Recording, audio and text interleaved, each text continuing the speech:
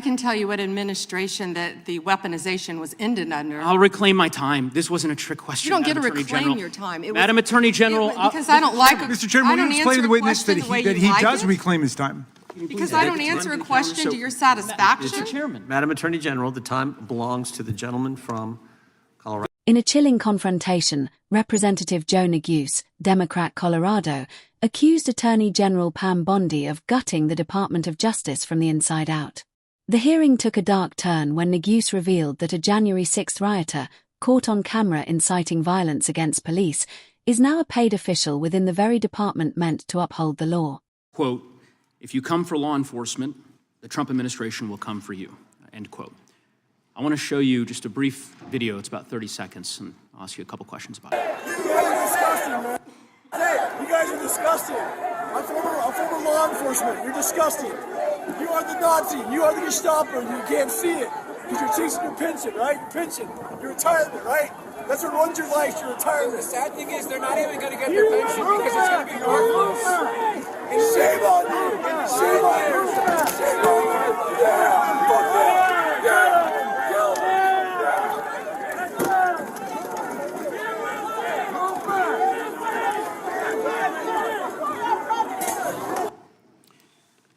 Attorney General Bondi, that man works for you now, right? Who was that, Congressman? The man in that video, the one who was in the police-worn body cam footage, the one allegedly yelling, "Kill him," at police officers on January 6th, his name is Jared Wise. He does work for us. He works for you at the Department of Justice. He does.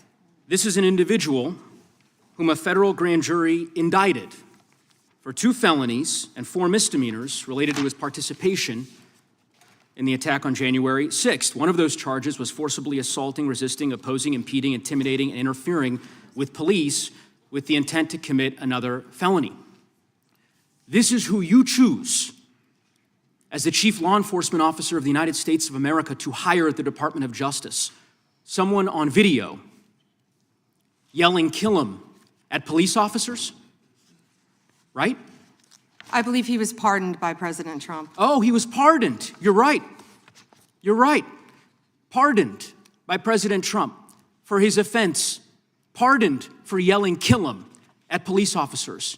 And yet you expect hardworking police officers across the country to believe that you take law enforcement seriously. You could imagine the reaction of so many folks across the country hearing the Chief Law Enforcement Officer of the United States refuse to even condemn what that individual whom you've now hired did. But in any event, let's talk a little bit about some of the other divisions within the Department of Justice and what's happened over the last year.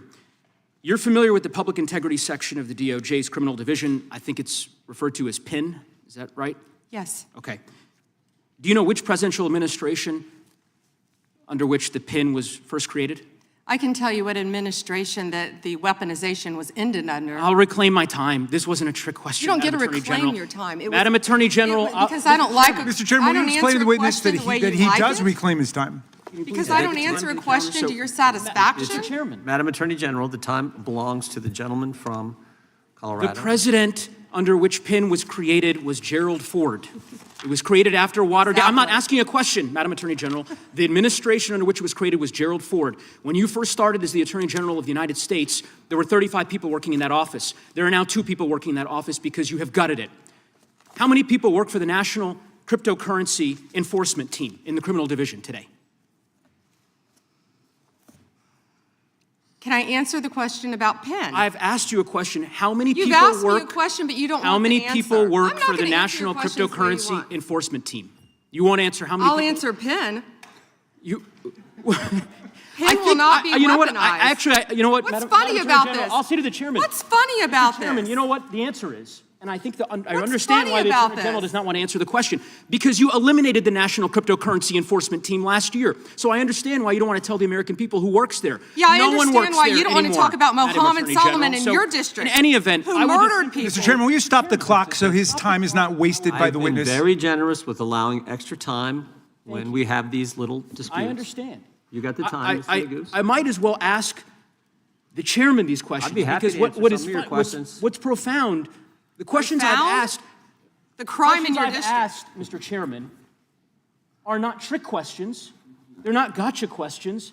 They're actually basic questions about how the Department of Justice functions and the unwillingness of this Attorney General to answer them in good faith. When a member of Congress asks how many people work at the National Cryptocurrency Enforcement Team and the Attorney General refuses to answer it, it is not a coincidence. It's because she eliminated the team. Why? Because her boss, the President of the United States, is making money hand over fist, $1.4 billion over the course of the last year through cryptocurrency holdings. I think what is happening at the Department of Justice is a disgrace, Mr. Chairman, and I would urge you to gain control of this hearing.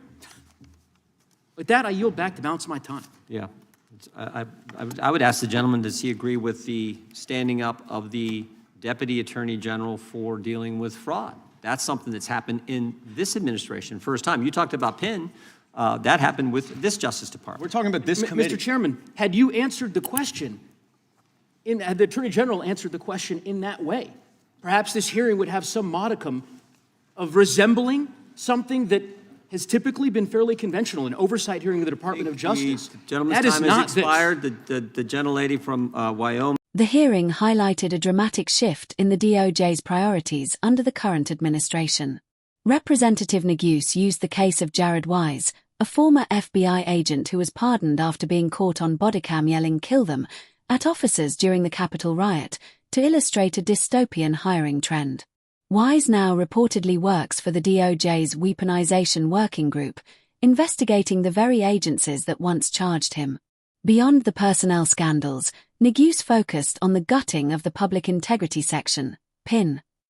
Created after Watergate to prosecute corrupt officials, PIN has seen its staff drop from 35 to just 2 under Bondi. This mass exodus of career prosecutors has left a vacuum in federal oversight, leading to the dismissal of high-profile corruption cases across the country this year.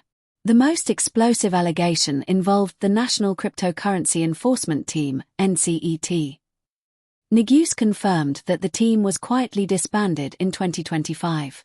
This move is particularly controversial today, as reports from March 2026 show the Trump family has amassed roughly $1.4 billion in crypto-related wealth since returning to office, largely through projects like World Liberty Financial. By eliminating the specialized unit that polices crypto fraud, critics argue the DOJ is clearing the path for the administration to profit without oversight. As Neguse put it, it's not a coincidence, it's a disgrace of conflicting interests.